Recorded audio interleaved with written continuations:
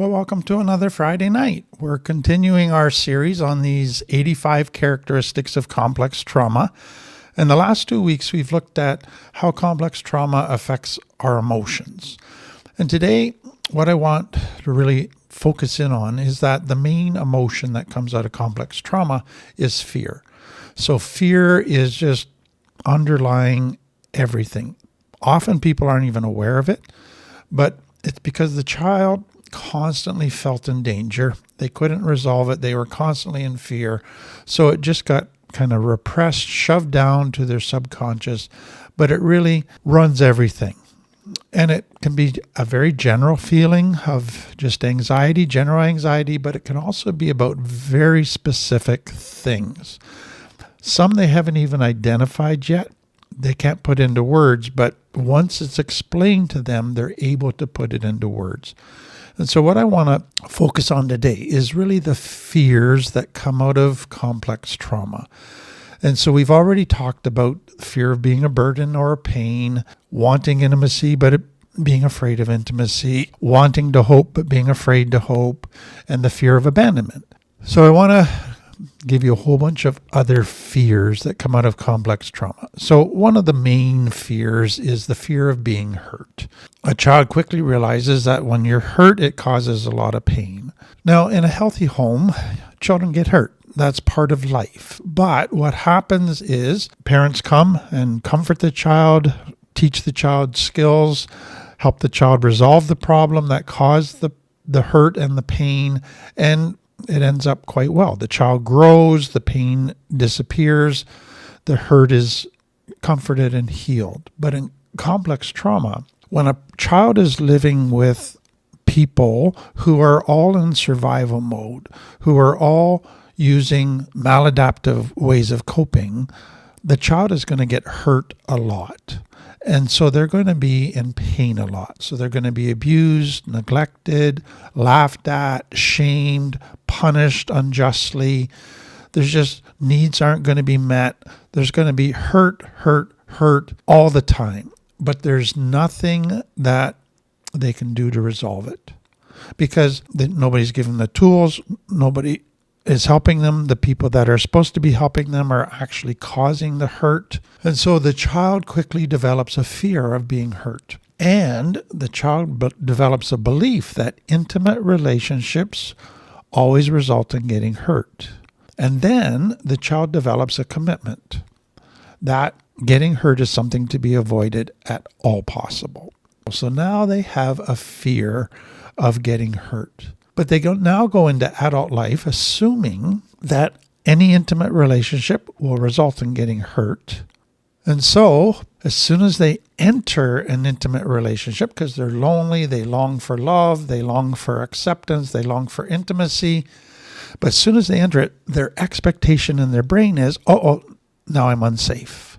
It's almost like their brain thinks they're back in a complex trauma environment. I'm going to get hurt. I'm going to get hurt. Even though it could be with a super safe person, their brain, as soon as they go back in a relationship, assumes they're in an unsafe environment, assumes they're going to get hurt, and basically sends them back into all the old ways of coping. So that fear of getting hurt really prevents people from then having healthy relationships because they're using old coping tools to prevent getting hurt. So they're not authentic, they're wearing masks, they're not trusting, they're manipulating, they're controlling all kinds of different things that they have done in the past to not get hurt, which makes healthy relationships impossible. So the fear of getting hurt is just a massive issue for people coming out of complex trauma. That ties in with the next fear, which is the fear of failure. So the result of life is that we do fail. So you just think of a child learning to walk, you fall. That means you fail. You fall on your face, you scrape your knee.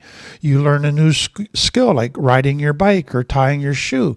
You don't do it perfectly the first time. You fail as you learn the skills. That's part of life. But then also children will have times when they are upset and so they lash out and hurt somebody, or they disobey, they let people down, they let themselves down, they don't accomplish the goals they set. So part of life is realizing that failure happens. Now, in a healthy home, parents are patient with a child learning to tie their shoes, ride a bike, learning to walk. They don't punish that kind of failure. Spilling milk, they don't punish that failure. That's a child being human, a child learning.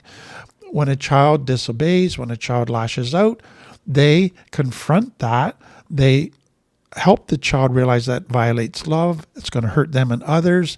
They give consequences that help the child go back to love. But there's a nurturing, loving environment so that the child ends up growing as a result of failure. So failure might cause the child to feel some pain, but in a healthy home, it always results in growth. It always results in the child developing more skills, more character, making them better. But in complex trauma, failure always resulted in something bad. So not only did you fail, but because you failed, now you got punished for failing. Now you got shamed for failing. Now you were disrespected because you had failed. Failure never resulted in anything good. It always resulted in more pain. So you have the pain of failure, but now you have extra pain piled on top of being shamed and punished. So failure became something to avoid it at all costs, which created a deep fear of failure because bad stuff happens when you fail. So complex trauma trains a person to have unhealthy responses to failure. You now treat failure in a way that actually makes things worse. So now you're afraid to try anything new. So you don't learn new skills, you don't develop. Well, that sets you up for even greater problems down the road. Or if you do fail, you punish yourself, beat yourself up, and that only makes things worse. So all of the responses to failure make things worse and make people even more vulnerable to fail. So this fear of failure actually can become a very dangerous force in the lives of people coming out of complex trauma. And it's important in recovery to realize that I'm not going to do recovery perfect the first time. I'm not going to learn to live healthy perfectly the first time. It's going to involve learning new skills, which means failure. And I will not get punished for failure. If I'm with safe people, I will learn from the failure and I will grow as a result of it. So failure is not to be avoided. Failure is something that's part of life that can be a positive. The next fear is fear of the unknown. For a person with complex trauma, the unknown means I'm in a situation where I don't know what to expect. I can't predict what might happen. I don't know the details, so I can't protect myself. So being in the unknown puts me in great danger of being hurt or of failing. So I fear the unknown. I do not like the unknown. It always potentially will result in something bad. So for people coming out of complex trauma, being in the unknown creates a feeling of not being safe. It creates a feeling in the brain that, oh, I'm not safe. I'm back in complex trauma. I'm in the unknown. I better go to fight, flight, freeze, or fawn. I better go back to old survival protective behaviors.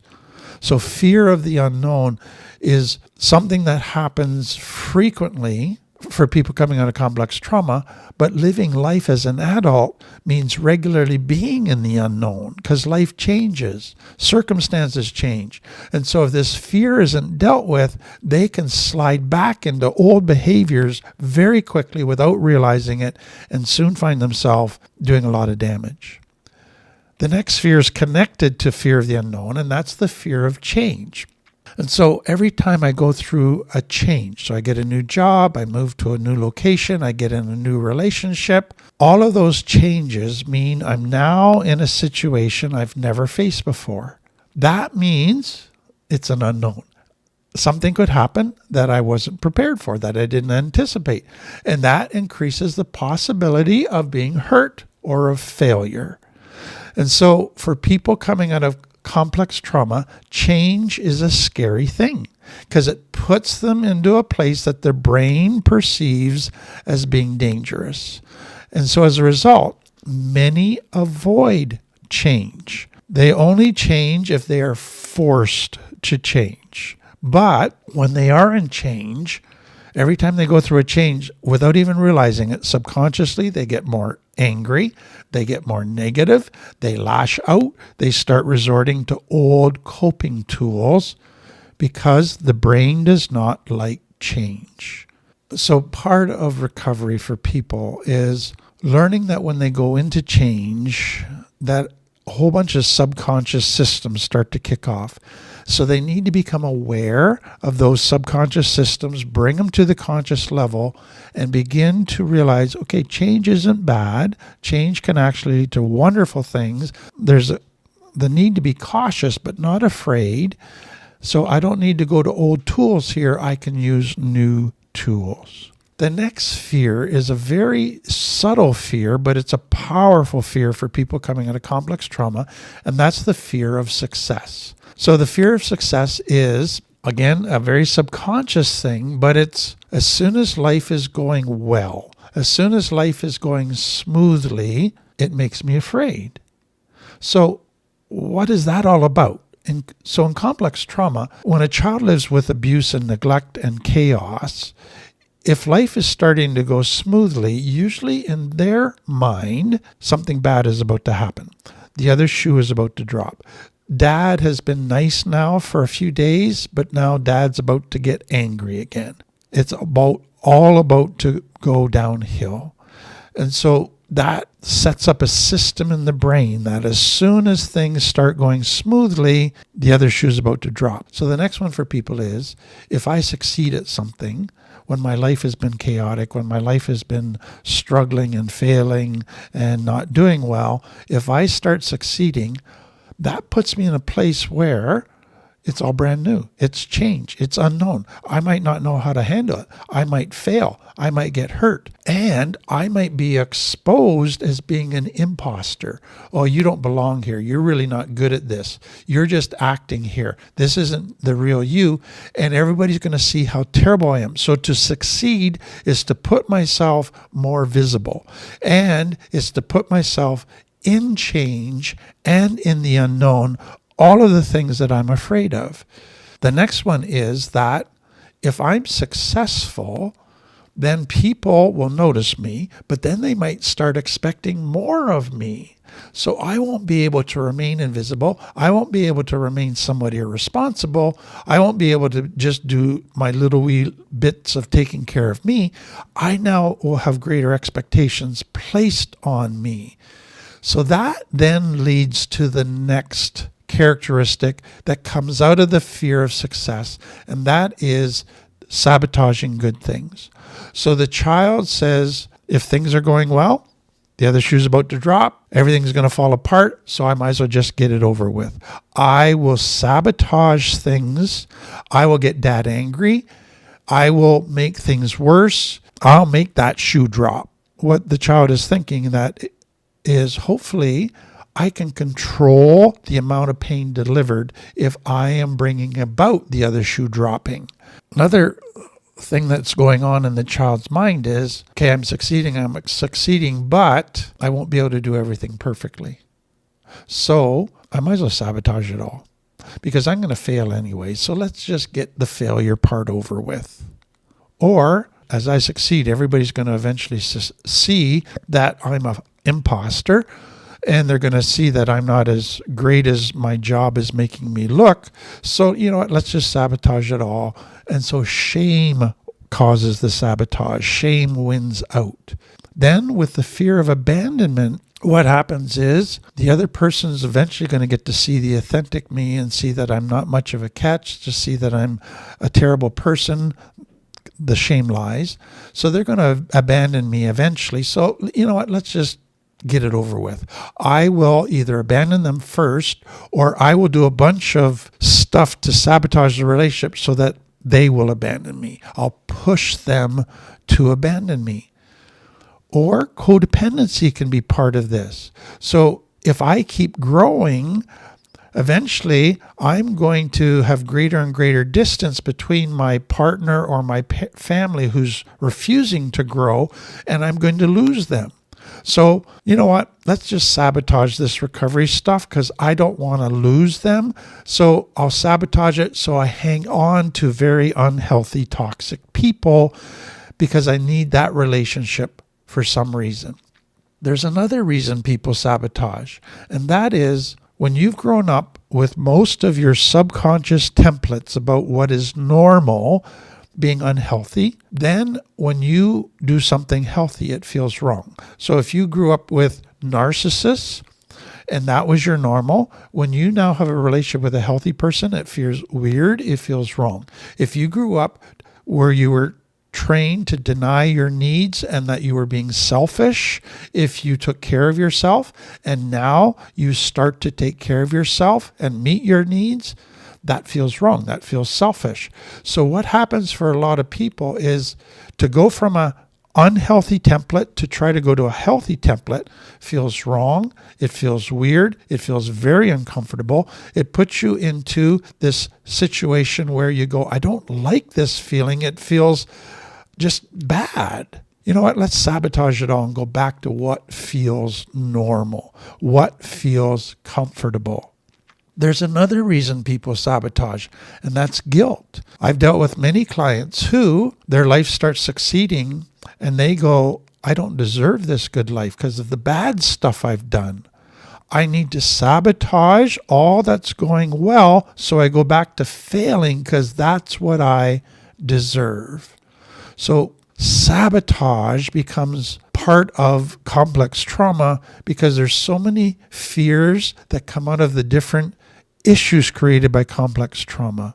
And so part of recovery is realizing, becoming aware of the times when my impulse to sabotage kicks in. And often it could start subconsciously, but I become aware of it and I go, whoa, I'm not going to sabotage here.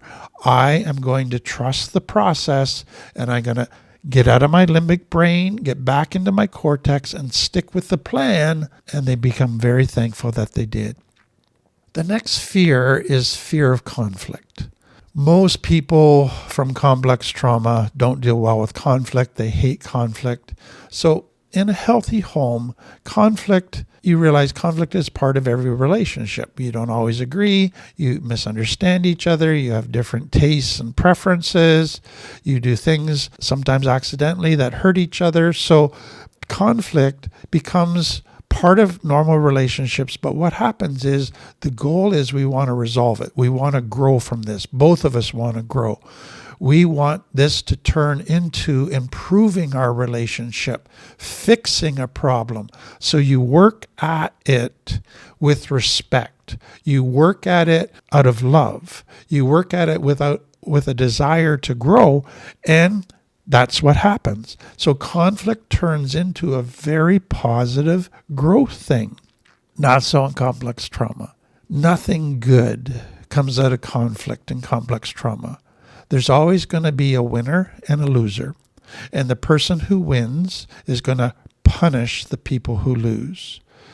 So you're not going to lose the argument. You are going to get then shamed. You are then going to get love withheld from you. You're going to get punished somehow. So on top of the conflict and the stress of the conflict, then you get hurt piled on. Then you get more punishment and other hurts piled on, so that conflict always results in more pain. Nothing good comes out of it. A ton of damage takes place.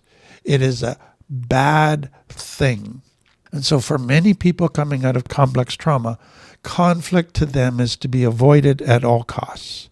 So their commitment is keep the peace, never rock the boat. Take care of the other person's emotions if they're starting to get a little upset so that it doesn't result in conflict. So do whatever they want to make them happy so that they don't get mad. Tell lies. Deny problems. Sweep stuff under the rug. Stick your head in the sand. Just agree with who's ever in power. Be a yes man.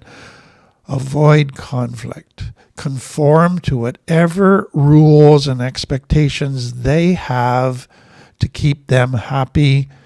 That's the only way to have peace. That's the only way to have any chance of happiness. Now that gives short-term truces, but doesn't give true peace because you never feel safe. You can't be authentic. You're not fully accepted.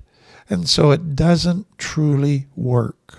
So in recovery, I have found for many people coming at complex trauma that learning to enter into conflict, learning to do conflict well is scary. But once they start to experience it and learn the tools and see the benefits that come out of healthy conflict, it is a very important part of their growth. Now, this is connected to the next fear. People coming out of complex trauma have a fear of angry people. So an angry person to them is a person who is dysregulated and therefore has great difficulty controlling themselves. They're so angry, they have a powerful impulse that they cannot control to lash out and hurt people, and somebody will get hurt. So an angry person is a person that loses their ability to control how they act, the impulses they have, because their anger is so intense. And so tremendous damage will always be in their wake. Somebody is going to get hurt. But they've also realized growing up that an angry person who's promised to never say something disrespectful, to never hit somebody again, when they're angry, they forget all about those boundaries. They walk all over the boundaries they've set for themselves. And then when they're angry, if you try to set a boundary and say, you said you would never do this, or stay out of my room, they do not respect your boundaries. So an angry person loses all their filters, loses their ability to have internal boundaries and stick to them, and does not respect the boundaries of others. And then they realized if you try to reason with somebody when they're angry, they can't be reasoned with because they're totally in their limbic brain with cortisol pumping, and they are irrational. So an angry person, you cannot resolve it. You cannot help them. You cannot help yourself. So the only solution is stay away. Stay out of their way. Get as far as you can away from an angry person. So today, for many people coming out of complex trauma, when they see somebody angry, they immediately go into high alert. They immediately go into a strong desire to flight, to flee, to avoid this angry person. It is a powerful impulse. That's what their brain has concluded after years of seeing the damage that angry persons do. Now let's go on to the next fear. And it's the fear of losing what gives them value. So we saw that shame results in trying to get value from the wrong things. So your body, your possessions, your brains, your money, all of those things. So here's what happens. So think of a woman who's got her sense of value from her looks, her beauty, and her body. And that's got her tons of respect. She's been able to get her needs met because of that. She gets what feels like love often because of that. But then she's starting to get into her 40s. And so age and gravity are starting to take their effect on her body and on her looks. She is starting to lose what's given her value. That creates a ton of fear. That creates great insecurity. And so what happens for many people is, and this is what sometimes gets classified as a midlife crisis, is all of a sudden they are running around getting cosmetic surgery. They're putting tons of time and effort into exercising, into getting lotions and all kinds of different things to try and prevent the aging of their body, because they are in great fear of losing what gives them value. Because in their mind, once they've lost their beauty and their body, they are a zero. They have no value. Think of a person whose all their values come out of performance, their job. They're very good at what they do. It gets them respect. It gets them all their needs met. Now they're coming up on retirement. And so all of a sudden they have this tremendous insecurity. What's going to happen to me? Who am I? Do I have any value now? Will anybody respect me anymore? Will anybody want to be my friend anymore? The same fear kicks in. Or think of a person who's gained all their value from their money and their possessions. But then a hurricane hits and they lose their home, they lose their business. And so all of a sudden, all of the things that gave them value are threatened. They've lost their money. Or let's say the economy crashes and they lose their money. They have to declare bankruptcy. That creates tremendous fear. Who then am I? What value do I have? So most people don't realize that they have this fear until something is threatened, something that they were depending on to give them value. So they start aging, or they're approaching retirement, or there's a natural disaster, or the economy crashes. But it could also be they're in a car accident, or they have some other health problems, or some other type of accident, and all of a sudden they're disabled. All of a sudden it affects their mental health. It affects their ability to use their brain the way they used to. It gives them limitations they didn't have before. When things get threatened due to external circumstances, things that I depended on for value, all of a sudden this fear rushes. Now who am I? Probably everybody now looks down on me. Shame begins to take over. So this, again, to me, is why it's so important in recovery to deal with shame, to get out of that mindset that I don't have any inherent value. All my value comes out of the externals of my life to I have value. If I lose my looks, if I have an accident, if the economy crashes and I lose my money, I can get through that. I'm still valuable. I'm still okay. That is such an important piece in the growth journey. The next part of that comes out of fear, out of complex trauma, is that people actually create what they fear. So fear causes them to try to avoid certain things and try to prevent certain things from happening. But without realizing it, what actually then happens is you create the very thing you're trying to avoid. You create what you fear. Let me give you a couple examples of that. You look at a child who wasn't validated. They hate that they weren't validated. They never want to be not validated. They try so hard to be validated. And what actually happens is they end up creating an environment where nobody wants to validate them because they demand a validation. They're always looking for the spotlight. They're always needy. And so they're not being validated created this huge fear of never being validated, created all of these systems to try to get validation. And what happened? They ended up creating an environment where nobody wants to validate them. They created what they feared. Or take a person who is abandoned. They never want to be abandoned again because it hurts so much. So they develop all kinds of systems, which we talked about last time, to not be abandoned again. And what then happens? They get needy. They test people all the time. Everybody gets tired of it and they abandon them. So they create what they fear. I have dealt with so many clients that said, as a young person, I will never be like my dad. I hate my dad, or I'll never be like my mom. And now 20, 30, 40 years later, they go, I'm just like my dad. How did that happen? Somehow I created what I feared.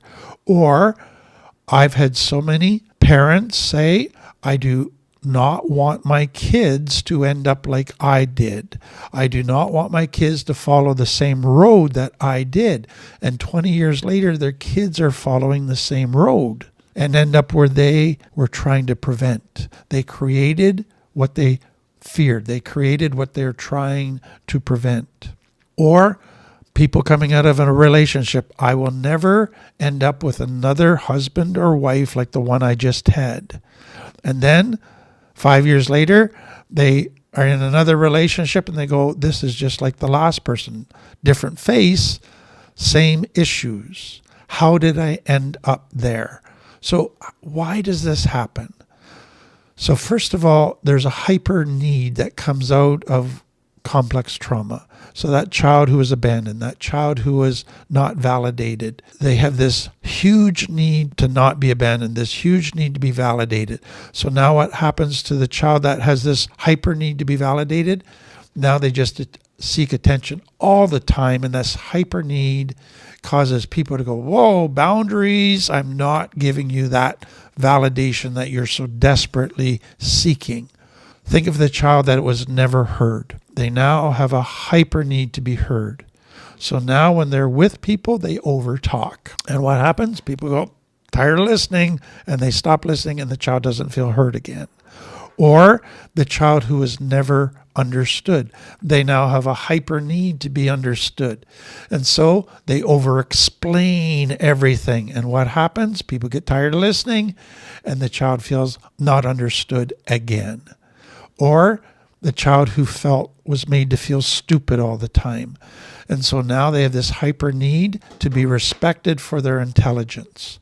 And so now every relationship they're in, every situation, they have to give their opinion. They have to let people know how smart they are, and people start tuning them out, and they are made to feel stupid again.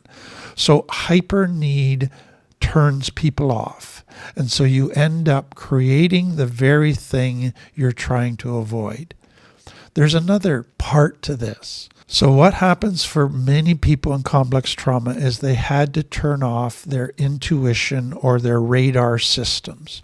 So think of the child who they're with their uncle. Their gut tells them their uncle's not safe. They try to pull away from their uncle's attention. Their mom and their dad say, hey, what are you doing? Spend time with your uncle. Your uncle's wonderful. They're forced to shut down their gut. If they listen to their gut, it just causes more internal tension that nobody's going to listen to, nobody's going to respect. So just ignore their gut and go with their uncle, and then they get molested. But they've trained themselves to shut down their intuition, their gut. And so now what happens is they go into adult life, they go into dangerous situations with dangerous people. Their gut, their intuition is trying to tell them this is dangerous, and they've ignored their gut for so long, they don't listen to it, and they end up recreating the very thing they hated in childhood. Another part to this is when you've been in unhealthy as your default setting for so long. So you've been with a narcissist your dad was a narcissist, your mom was a narcissist. You couldn't get away from that. They were toxic, they were cruel, but you learned to live with it. You learned how to manage it. You learned how to survive with a narcissist. You lived with that every day. That became your normal. That became your skill set. That feels right. Now, without realizing it, though you hate narcissists, when you get into adult life, you are actually attracted to narcissists because it feels normal. Something in your brain goes, I know what to do with this. I'm attracted to it. And so you end up back where you were trying to avoid, the thing you hated.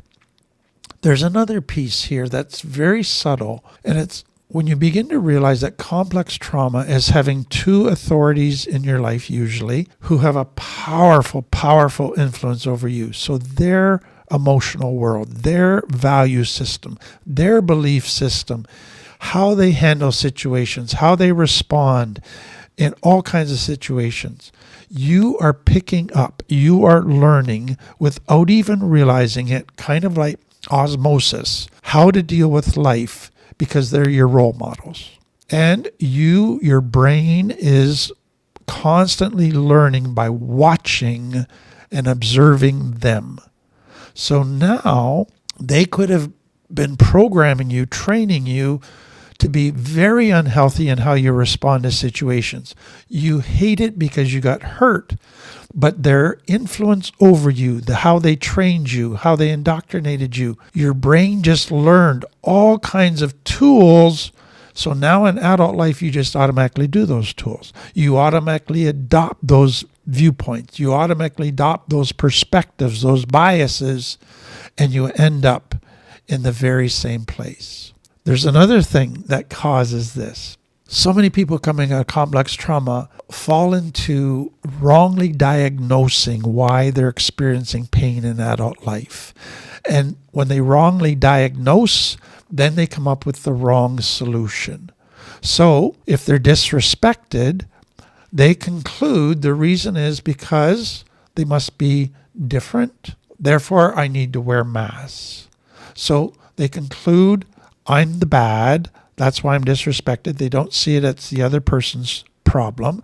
So they actually see shame. They believe shame lies. They see the solution then as wearing masks. So they got the wrong diagnosis that I'm the problem. They got the wrong solution. Wear masks, never say no, be a people pleaser, all of that. And so that initially seems to work. It seems like I diagnosed it right because I got the right solution. People like me now. I don't get disrespected anymore. What you don't realize is by being a people pleaser, by wearing masks, people see through that and they lose respect more and more for you. So you're trying to avoid disrespect. You wrongly diagnosed, came up with the wrong solution, seemed to work, but it actually led to greater disrespect in the long run. So there's a pendulum swing. You get it also with people who grew up with a dad who was a military general. And he just autocratic rules, harsh discipline, no nurture, no love. Everything was conditional. You go, I'll never be like my dad. I am going to go to the opposite. And I'm going to be super kind to my kids, let my kids make their own decisions all the time, accept them however they are. And it looks like I'm never going to end up with my kids hurt like I was hurt. But what happens is your dad's issue was shame. Your issue is shame. Your dad didn't care if you liked him. You want your kids to like you so much. Your shame worked out in different ways, but it was shame still running the ship. And your children get hurt because you don't set proper boundaries.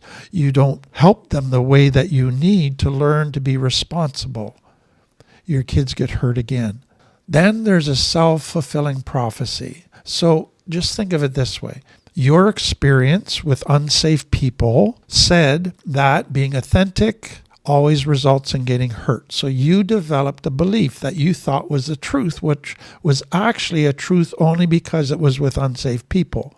Whereas the truth about healthy living is authenticity with safe people always leads to intimacy. For you, authenticity always leads to hurt. So never be authentic. But you developed expectations that whenever you get in a relationship, if you try to be authentic, you will get hurt. So what do? You go into life based on that belief, those expectations. You get into relationships and you go, I will not share myself. I will not be authentic because that's will result in being rejected. That will result in being abandoned. That will result in being hurt. I will try to be invisible. I will put my needs aside. And you come up with all kinds of behaviors that come out of those expectations and beliefs. And what happens? The other person goes, I can't have a relationship with you because you're never authentic. You never open up. You're emotionally unavailable. And they leave you. You get hurt because you were operating off the wrong beliefs out of your complex trauma experiences. A couple more. Growth and change create a desire to return to the old ways. Or in other words, growth in recovery and changing positively in recovery actually creates fear. And that causes people to want to return to the old ways. So let me just briefly give you what is known as a transformational model of change. So it starts with stage one, the status quo. So that's where you're in your default setting, which is unhealthy. So you're being controlled by emotions resulting in behaviors that you know aren't healthy. You take the path of least resistance. Whatever seems easy and gives you instant gratification, I'm going to do it. I don't care about long-term consequences. And so you slide into this rut, this inertia where it's just easier to stay here than to get out of it. What gets you out of that? What becomes the status quo, that rut? You need the second stage, a foreign element. You need something painful, a person or event, to come along and create so much pain that you go, it's no longer worth staying here. I need to change. So somebody has said, addicts seldom get sober because they see the light. It is usually because the heat gets too hot. So we don't change usually unless life gets painful, unless we're forced to change. Okay, so you're going along, status quo, life gets really painful, you decide to change. Life all of a sudden starts improving. You get your job back, your relationship back, your kids back. You start to feel better about yourself. You go, this is worth it. Life is really, really good. I'm glad I changed. But then something happens. So a whole bunch of things start to happen in the early months of recovery after the positive benefits of recovery were experienced. So number one, you're stepping into the unknown. You knew what it was to be unhealthy. Now you're trying to figure out how to be healthy. This is brand new territory for you, and that triggers your fear of the unknown. That requires changes that push you into areas that are scary. That unknown, new skills, all these changes makes life feel a bit chaotic. You feel vulnerable. You feel a little bit powerless. You can't predict what's going to happen. And you don't like that feeling. Or these changes don't feel natural. They feel like I'm faking it. They don't feel like the real me. They're very uncomfortable. I don't like these feelings of discomfort. So what I want you to see is that these changes, though positive, are increasing your stress because you're learning new skills. So your stress is going up. They're increasing your fear because you're in change in the unknown, and you might fail, you might get hurt. So all of a sudden your nervous system is being activated by greater stress and greater fear.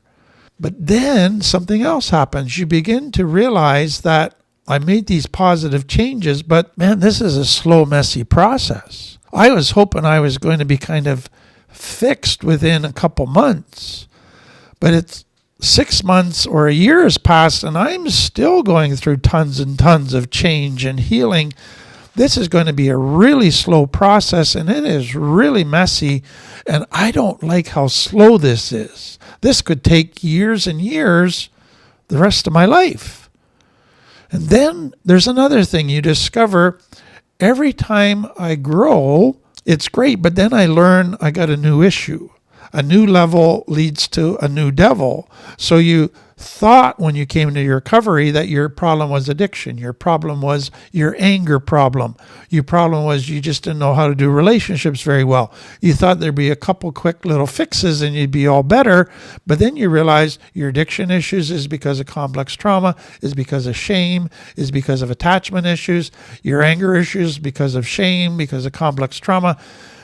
Every time you grow, you become aware of a new area that you got to work on. So it's like, I just thought I got one area fixed, and I find I got 2 more areas I didn't even know about that now I have to fix.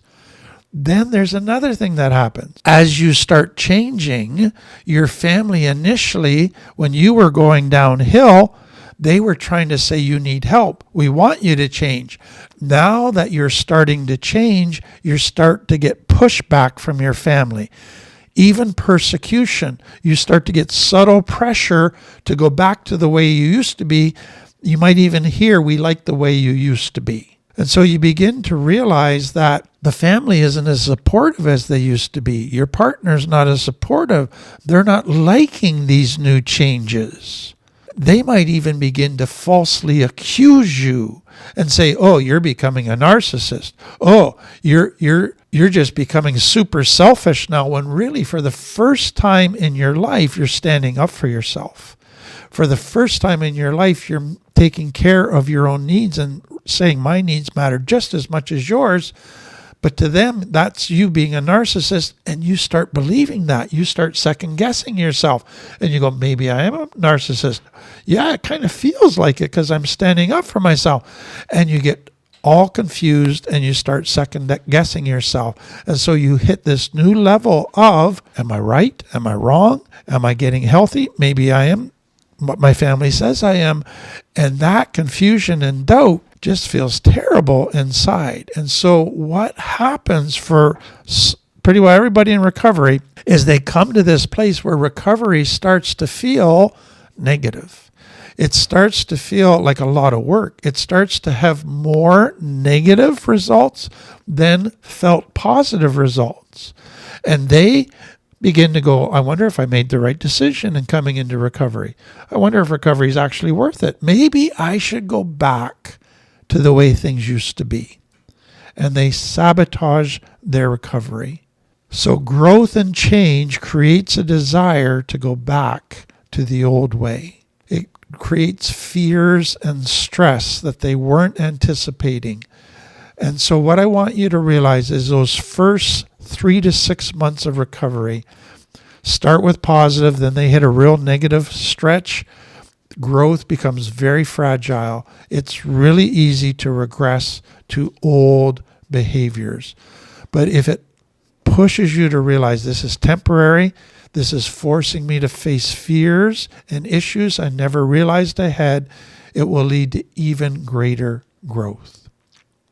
So fear is such a big issue with complex trauma. We spend a whole week in our LIFT program helping people begin working through these painful emotions and their fears. I hope this just helps put words to some of what's been happening in your subconscious world. I hope it helps you realize I need to get some help. And these fears you can deal with. These fears you can get so much help with. I hope you'll do that. That's the end of another Friday night. Thank you again for being here.